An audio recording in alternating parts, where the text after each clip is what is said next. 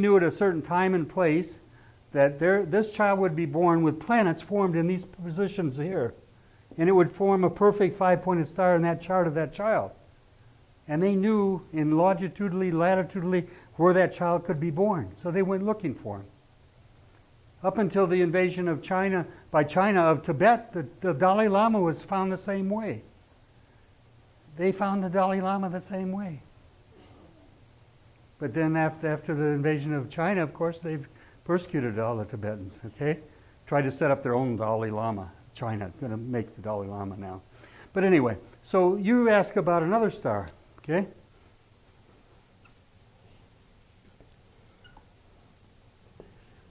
And that is Peter, crucified upside down. And what do they make that into? The goat's head. The horns, the snout, the eyes. You've seen that symbol, right? Black magician, right? That's what they call it, black magic, right? Why is that? What do you think that's all about? Peter. I don't know how far to carry this one for you guys. Without giving you, it's like I give you a puzzle, right? And I get a beautiful puzzle I put together, and it's all in the book. It's page after page of it. It all unveils itself as you go through the book. And eventually, I take, and you've never read the book, but you know, you haven't seen the whole story, but I take a piece of that puzzle out, and I lay it out here for you. And I say, isn't this beautiful? And you say, Ron, are you crazy? That doesn't make sense. That doesn't fit anything. I don't understand that picture. You get where I'm getting at? Okay, well, that's how it is with knowledge. And you know, there's a story about Darwin, Charles Darwin. He's walking along with two farmers on a field, and he's kicking up the dirt as he's walking, and he's kind of mumbling to himself. And he says, you ain't got much clover here. You got a lot of rats. Two farmers go like this guy's nuts. But what they didn't recognize was the wisdom of this man, Darwin. Darwin understood that if there was no clover, there's no bees, because the only thing that pollinates clover is bees.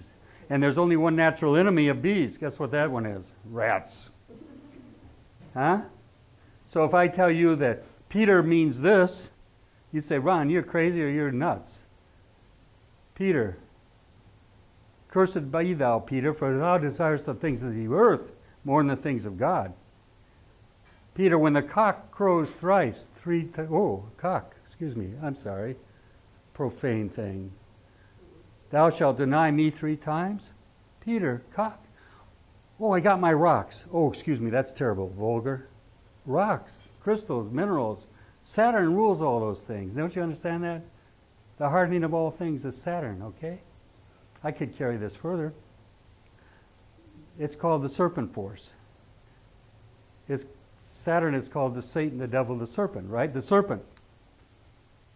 You ever heard of Kundalini? In yoga. Yeah, yoga, they have the Kundalini force. You ever seen the symbol of the healing arts of Hippocrates, the Hippocratic Oath? You got the serpent going up the spine. You ever seen that? You got a staff up here? Yeah, that's called the caduceus. What do you think that's referring to? It's referring to Kundalini, the serpent force, which is at the base of the spine. Guess where it resides? Guess where it resides? It's called the bottom of the spine. Well, you know what it's called? Sacroiliac. Oh, what's sacred? Sacred. Oh my gosh, coincidence. The sacred bone down here. It's where it's at. But what does it do? What does that energy do? I can have a generation of children, okay, if I generate a child with that energy, right? I can have degenerative behavior that'll cause me a lot of grief and a lot of problems. Or I might use that energy for regeneration, raising that energy up the spine. You see it? Called Kundalini, the serpent force. Okay? Back to Saturn, Satan, the devil, the serpent. You see this? Oh, there's... No, not at all, not at all. It's raising up that energy. I've seen it, sometimes in fundamental churches, you'll see it happen to people, and the church doesn't know what's happening. They just say, they got the Holy Spirit. You know, and they knock them out. Boy, they're knocked over, right? I mean, I studied under a yoga master. He was a Kundalini yoga master. I've seen people knocked down in just in an instant by being in his presence. That's how powerful that energy is. Wow. You know? But it's not about, you know, it's an energy that's healing and powerful. So do you remember, I'll tell you a scripture. Listen to this one. Listen to this. Now you tell me, you want to see a little bit about Kundalini power? Do you remember the story in the Bible of the woman had issue of blood for 12 years? And she but touched the hem of his garment when he walked by Christ. Do you remember this story? And what happened? She was instantly healed. And guess what Christ said? In the Bible. It's in the Bible. Who touched me? For I behold virtue has gone out of me. Oh, what is virtue? What's a virtuous woman? Huh? What's a virtuous man? It's the retention of that energy. Using it for something other than sex. I behold what's going on in me? Virtue has gone out of me, he said. The woman was healed by that power, by that energy that came from him. You see where I'm coming from? I'm making sense even though I'm giving you parts of a puzzle? Yeah. Huh? I'm taking it all apart and giving you little bits of it? Huh? I didn't offend anybody with this, did I? No. You know, you're the temple of the living God. No, you're not. You're the temple. It's not on 4th and Main. You're the temple. Right here is the temple. Huh? You get where I'm coming from? Okay. Wow. So this symbol here symbolizes, it's called the Goethe of Min Days. What's Min Days come from? The word Min Days comes from mendacious. Highly hurtful, it's called. Mendacious means highly hurtful. So that was called the Goethe of Min Days. And it symbolized Peter being crucified upside down. You want to say hi, that's all. Just pet him and let you walk away. That's all right. He loves you. And nothing like pure love from an animal, huh? They're pure soul. That's all they are. Pure soul. You know, I worry about people that don't like dogs or cats. I say, whoa, something missing there. You know, because they're soul animals. That's where they're at. You know, we talk about soul food. Where'd that come from? What's that about? Soul music. It's got feeling. It's got something that touches you on a different level. It's almost emotional. That's what soul is. Okay? My teacher was a black man. He taught me a lot about soul. In prison, Percy John Newton, Gemini, powerful man. You know, he was a powerful man. Serving double life sentence. He got out though. I saw him in Detroit. I met him and we got together. And back when my daughter was only a little baby, I left him with him and his wife. And somebody called the police on him because they saw this beautiful little white girl with him, you know. And, you know, such prejudice, you know, and because he was taking care of my daughter. You know, I trusted that man with my life. I knew him. But she was a little, you know, 3 or 4 year old girl, you know. And, but the point I'm getting at is that Percy was an amazing guy. He was a teacher, and he opened my heart and my mind to this stuff, you know. You know, he did my chart. I remember when he did my chart, I said, how this man knows so much about me? You know, I remember had a girlfriend and a friend, not a girlfriend, but a friend in Richmond, Virginia, where I was hiding out for a while when I was a fugitive. And we had a minister woman named Mary Wiles, who was an evangelical minister woman. She had her own church. And I got to know Sandy through the church. And Sandy was a young 17-year-old married to a real bad dude. And he was no good, you know. Abusive and drugs and everything else. He just was no good. But she had a baby.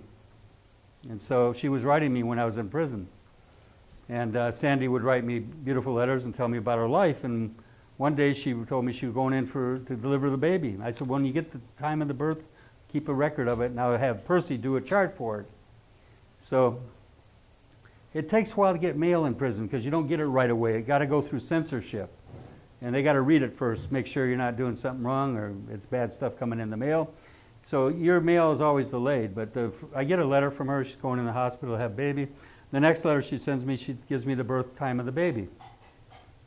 And I take it to Percy and I said, Percy, look at this chart. This is the baby's birth. And he went and looked at it and he came back to me. He did the chart. He didn't look at it. He did the chart. And he walked over to his calendar on his wall in his cell, very solemn like, and he circled it, a date on that calendar. He said, within 6 days, the mother or the child will be dead. I was shocked. The mother or the child? Or the child will be dead. And he circled it on the calendar. Tell you, I thought, well, I thought maybe the baby would die because it was premature, a little premature, and it was still, in an incubator. So I just thought the baby would die.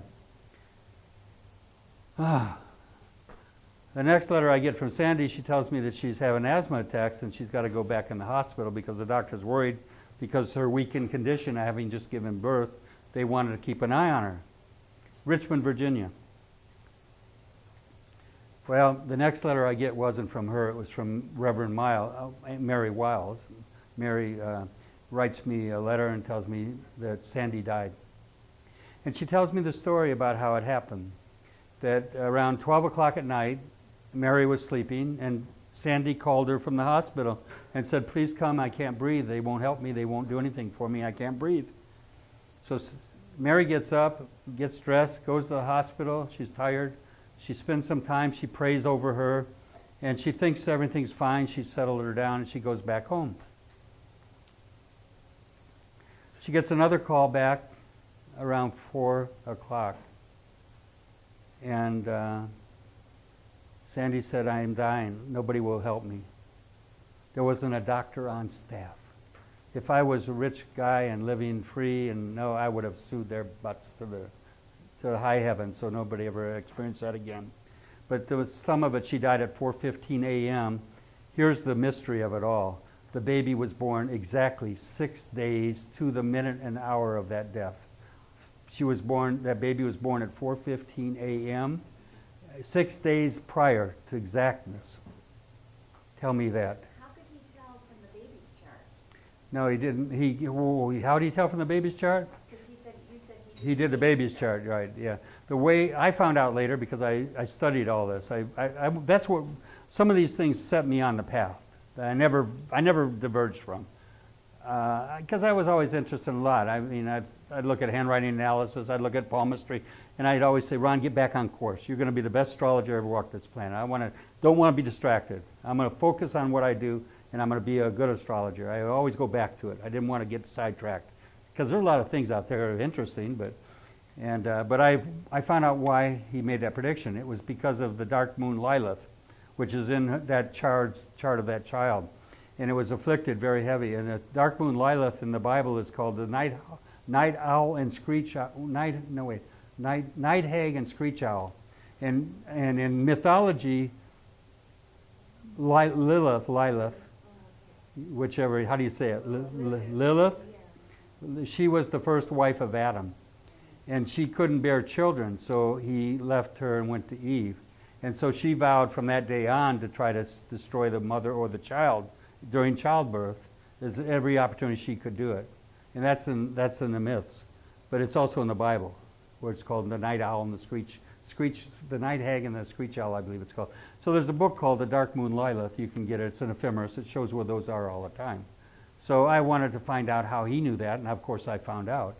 And I was shocked because it says within 6 days that the mother or child will be in danger from this planet. So there's so much here. If I told you the stories I've seen and what I've seen over my lifetime. Yeah, you need time of birth. It's good. No, it's better to have, but you can tell a lot even without it, okay? Maybe I can do here. These are some of the things you're going to learn in class, how the planets interact with each other, what they mean if you have planets like Jupiter and Uranus in good aspect to each other. This is 120 degrees. It's very powerful, good aspect.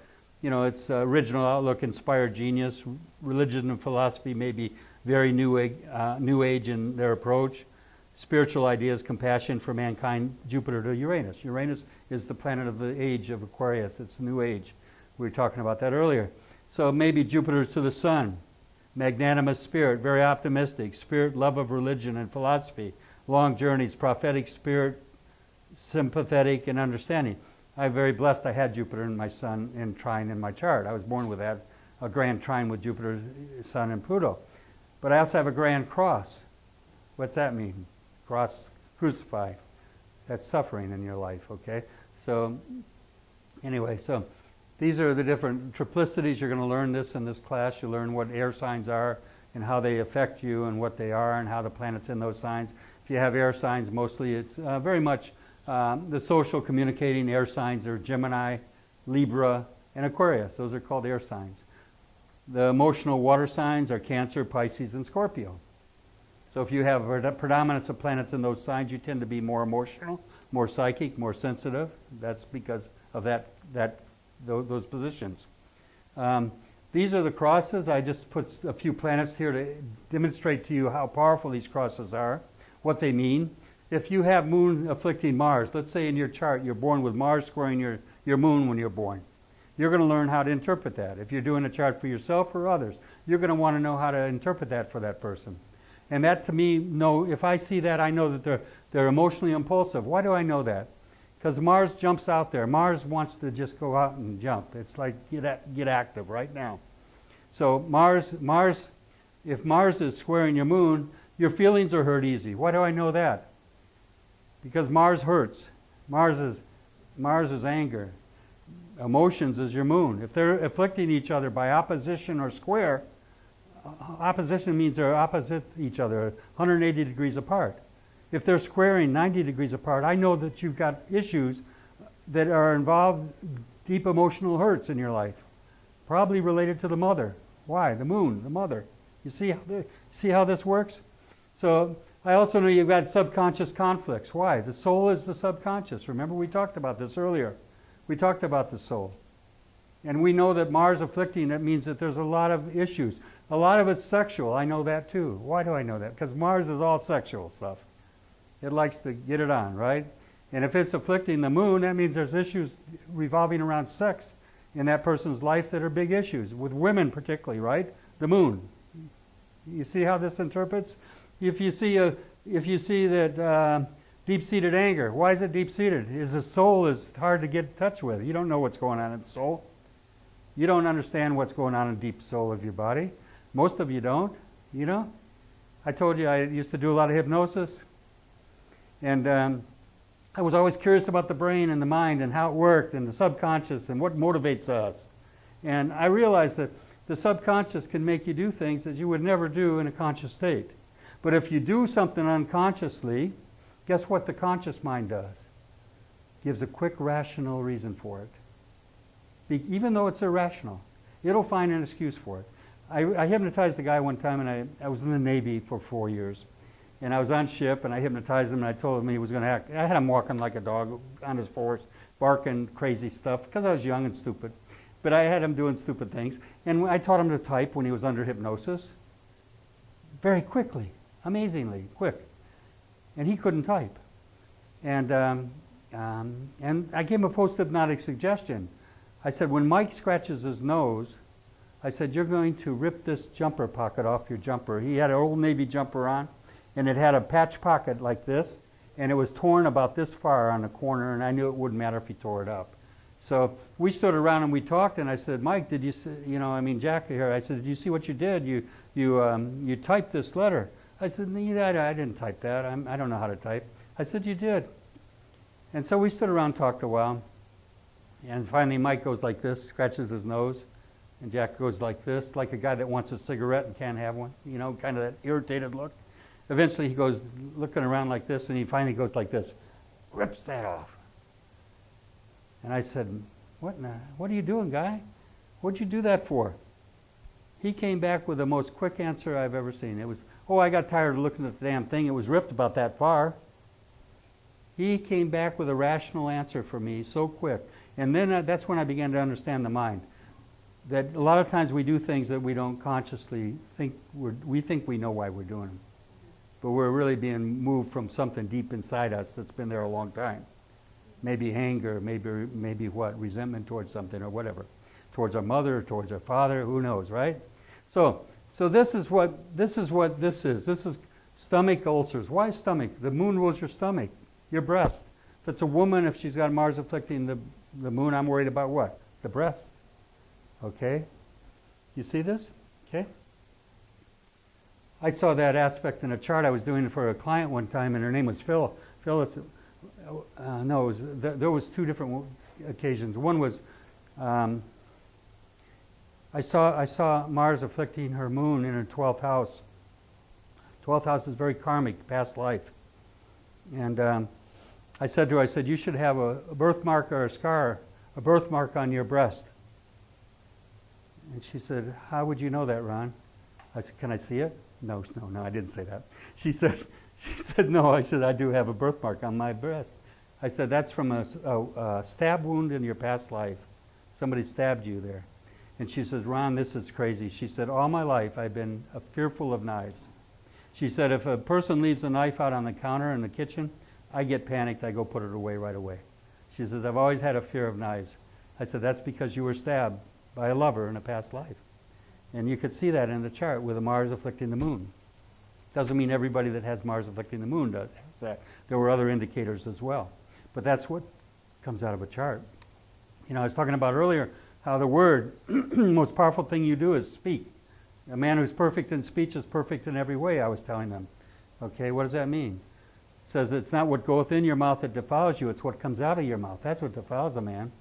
So I'm talking, I've learned to listen to people very well. When I'm counseling a client, I'm sitting with them, and I kept hearing this girl, Phyllis, talking about her about her husband. And she kept saying, I'm fed up to here with him. I'm fed up to here with him. She said it 4 times. And finally I said to her, I said, Phyllis, I said, let me ask you a personal question, but don't be offended. I said, when's the last time you had constipation? She said, how would you know that, Ron? I was actually in the hospital with it. How could you know that? I said, because you're fed up to here with him. The more you plant that seed in your subconscious mind, the Word is made flesh. You were brought up in the Christian faith. The Word is made flesh. That's talking of Christ. You're all the Word made flesh. Every time you say, I'm sick and tired, you plant that seed in your subconscious mind, and you got fatigue and you got illness coming. Every time you say he's a pain in the ass, you end up with a hemorrhoid. Yeah, it's all there. The Word is made flesh. I was sitting with a man who I hadn't seen for a long time, John Spire, a very wealthy man, very, very wealthy man. He's chairman founder of the Hartford Financial Corporation. And I hadn't seen him in about 10 years, and all of a sudden he's talking about his ex-wife, how she's alienated the children against him, how he's so broken-hearted the way she's treating him, and it breaks my heart the way she's got my children hating me now, and just heartbreaking. And this, and I said, John, stop. I said, let me ask you a question. I said, when's the last time you had your heart checked? He says, how could you know that, Ron? He says, I've been in the hospital. They've been looking, trying to figure out why I've got pain in my chest. I said, because you're telling me your heart's broken. And you're telling with all this emotion and feeling, and the subconscious mind can't take a joke. It doesn't know the difference. Every time you say something, it picked the message up. If I hypnotized you and put you in a trance in this room right now, and I told you I was going to burn you with fire, and I went and got an ice cube out of the refrigerator, and came back and touched you with it, touched your arm with it, guess what you'll get on your arm? A blister. And I didn't touch you with fire. But your subconscious believed it so well that you manifest a blister. You hear what I'm getting at? The Word is made what? Flesh. But he grew in grace and in truth. How are you growing? Huh? It's not what goeth in your mouth that defiles you, it's what comes out. Okay? Think about it next time you open your mouth to say something like that. Okay? Okay. A man who's perfect in speech is perfect in every way. That's Scripture. Okay? That's right. Talk to me. Yeah. Okay. So we're looking at the afflictions in a chart. We're looking at their meanings. If we see Mars in affliction to Saturn in a chart, Saturn rules your skeletal frame, your teeth, your bones. If you have Mars afflicting Saturn in a chart, you've got affliction that can be real hard to live with. Because Mars afflicting Saturn is 2 of the hardest planets to deal with in a chart. And what you've got is, if you look at some of the meanings, bone and teeth injuries. Why? What's the teeth rule? Saturn. What's Mars? Injuries. It can be all sorts of things. Okay. Business conflicts. Okay. It can be coldly aggressive and cruel. I've always, most of my students that come here are women over the years. You know, they're mostly women. And one of the recent classes I had here, one of the girls in the class, I told Oh, I teach the women, I teach you how to be careful about picking a man. Astrologically, knowing what in a chart can help you forewarn you if there's going to be potential problems. And but it doesn't mean you'll listen, quite truthfully. If you get swept up by a guy, you're going to go your own way. I've had many clients. I have a client in the east coast of Florida who in her 60s, and she several years ago she contacted me for a chart, and I said, she's lonely. I don't think I'll ever have a relationship. I'm getting too old. And I said, you're going to have 2 relationships coming in your life, and you're not going to know what to do with them. And she ended up with 2 guys in her life. And one of them, I did both charts for her. She called me to do charts on them. And one of them, I said, one of them, his name is JR, and the other one is Jim. I said, Jim's the best of the 2. And JR is going to be very possessive and jealous, and he's also going to be controlling. And he's going to also be very non-forgiving. How did I know that? Because he had Mars-Saturn affliction. He's going to be controlling. Saturn wants to control everything. Set the boundaries, right? And Mars gets angry if you break those boundaries, right? Yeah. I don't think I'm controlling. You're what, honey? I'm on the Saturn. I'm careful because I'm on the Saturn. No, that doesn't mean any, that doesn't mean that. That's not that. I say if you have those planets afflicting in a chart. No. Don't get too personal with this because, you know, and it's different in a man's chart and a woman's chart also. Okay, there's different energies there. Okay, but you know, Saturn Mars can be. It also can be a good aspect because it can be discipline, okay? In other words, the need for, and Elena has, my wife has that, a Saturn Mars. You know what it means? If you don't exercise regularly, Mars is exercise, right? Saturn's discipline. She puts those 2 to powerful use because she's a very disciplined woman. Very disciplined about what she eats. She works out in the gym. She does yoga every day. She's very disciplined. So if she doesn't work out, guess what happens? She becomes irritable, depressed. Those are Mars and Saturn energies. Depressed is Saturn, and irritable and angry is what? Mars. So if you don't take that energy and use it correctly, and don't know what it's about, you can have problems because you don't know what to do with it. Okay? I'm very blessed because she knows how to use that energy, and she knows, in fact, if she doesn't get to the gym, I know better than to keep her from the gym because I know that she needs to go there. She needs that outlet and this energy expression. So, anyway, I hope this is making sense.